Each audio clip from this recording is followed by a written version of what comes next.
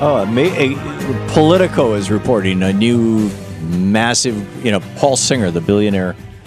Greg Palast has written at some length about Paul Singer, billionaire hedge fund guy out of New York, involved in buying up, as I recall, Argentinian bonds, penny on the dollar, I think. But in any case, he's a big Republican donor. They're launching, quietly expanding their political footprint ahead of the midterm elections to try to shape the direction of the Republican Party. It's really interesting because what we're seeing are the libertarian billionaires, the Koch brothers, the I just want to get rich billionaires, the old money billionaires, the Wall Street billionaires, the Silicon Valley billionaires, and they all have slightly different agendas, but they all kind of fit into this Republican Party big tent of billionaires for billionaires.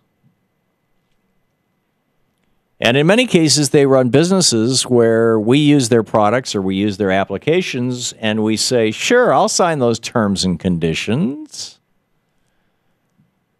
You ever get an app and it says, or you join a website or you join anything, and you have to click the little box before you can proceed that says, yes, I read the terms and conditions. Did you ever read the terms and conditions?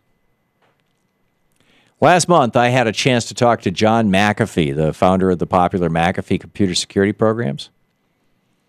And we talked about how people usually don't read the terms and conditions of the smartphone apps that they download onto their phones.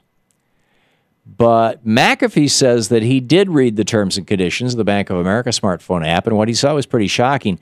McAfee told me that by agreeing to the terms and conditions for the Bank of America application, quoting him, you give the Bank of America application, which is the remote banking application, the permission to turn on your phone and make phone calls at your expense and without telling you, to turn on your camera and microphone without telling you at any time, and to transmit pictures and sound files. End of quote. Now, you may not exactly be signing away your life to Bank of America, but you're giving them a lot of access to your private life whenever they want it. And that's pretty scary. Now, the rationale, as John McAfee pointed out, was that if you were to pull $50,000 out of your Bank of America account, that your phone basically has become an ATM. You can't get the physical dollars out, but you could easily transfer them to another bank where you could get the physical dollars or to a brokerage account or something like that. And so ATMs have cameras and microphones. So if you go to Bank of America and you say, hey, $50,000 is missing from my checking account, maybe I should use, 500 because most people don't have 50,000. That was the example McAfee used. Anyway, he apparently has 50,000 bucks in his checking account. He says 50,000 bucks missing from my checking account, and it wasn't me. And then the bank can say, bah, au contraire, monsieur. Here is the photograph that we took of you transferring the money at that very moment. And then you have to say, oops. Or they can say, attempted fraud, and throw you in jail. And Bank of America isn't the only big bank or corporation, assuming John McAfee's story is true, using terms and conditions to barge in on your private life. Capital One, another giant bank, has just sent out a new contract update with new terms and conditions for its credit card holders. The LA Times, a reporter at the LA Times read them. And they say the bank makes it clear it can drop by anytime it pleases. The LA Times writes that the new terms and conditions specify that the bank, quote, may contact you in any manner we choose, end quote, including emails, calls, texts, and faxes. Okay, that's not terrible, but then comes the part when Capital One says it might make personal visits, which could be at your home or at your place of employment. So say you're a Capital One credit card holder and you forget to make a monthly payment according to the terms and conditions that you just agreed to, Capital One can come to your office and harass you to make that payment. Or if you've left work for the day, bank representatives could come to your home. And if you're lucky enough to avoid a personal visit from Capital One, the bank can still call you at all hours of the night, and they can do so without even telling you that they're the bank.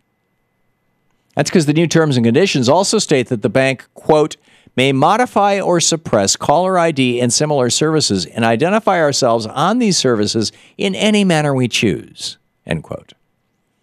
Many people might interpret this to mean that Capital One can trick you into thinking you're getting a call from your doctor's office or your mother-in-law, and it's all perfectly legal. And this is just another mind-boggling example of how corporations have run amok in America, and, nothing's happening to stop them. This is a symptom of frankly, a larger problem, and I'm willing to use the F word. This is fascism in the 21st century. Now, historically, when we talk about fascism, we think about Mussolini and his replacement of the elected parliament with corporate representatives back in the 30s. After all, he invented the word fascism to describe the merger of corporate and state interests. And today, when we talk about fascism, we talk about how corporations are buying off politicians in Washington, taking control of our democracy. But what about fascism that doesn't even involve governments except to enforce contracts? Are we witnessing a new era of fascism, where corporations are creating these intrusive and overbearing terms and conditions that you and I click on and agree to without even reading them?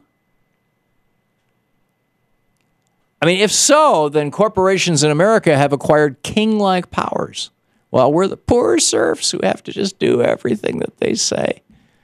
Or we can't use their app, or we can't use their bank, or we can't, go to that doctor, or the hospital won't take us in if we don't say, yeah, sure, you can sell my medical information.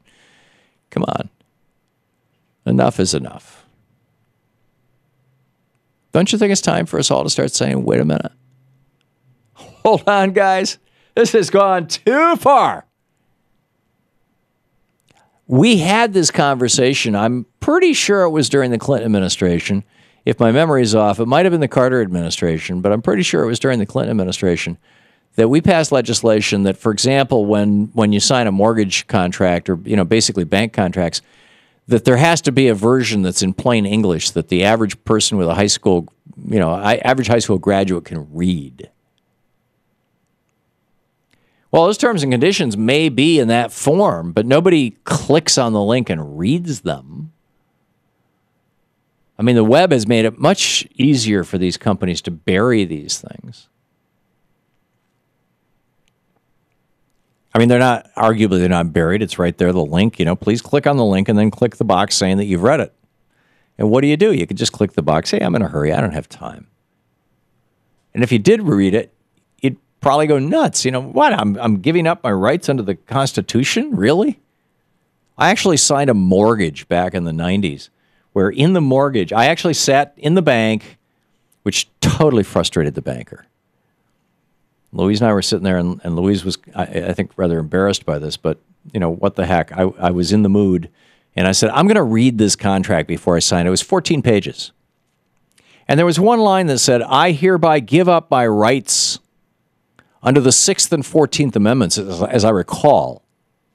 That would be a right to a jury trial and a right to equal protection with this contract, so that the bank can determine if I want to sue them that, no, I can't have a jury trial, I have to go to arbitration.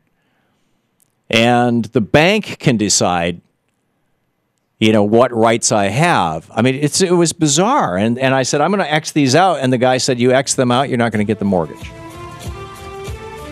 And so I signed the damn thing. But it's like, what are we going to do? I mean, we need to establish clear guidelines on what corporations can and can't do. And we need to put those guidelines into law so Bank of America can't spy on you in your bedroom and Capital One can't come running into your workplace. We need big government now. 15 minutes past the hour. This is the Thom Hartmann Program. I mean, it gets right down to who you gonna trust? A Wall Street bankster who's accountable to no one? Or your elected representative who you can throw the bomb out every 2 years?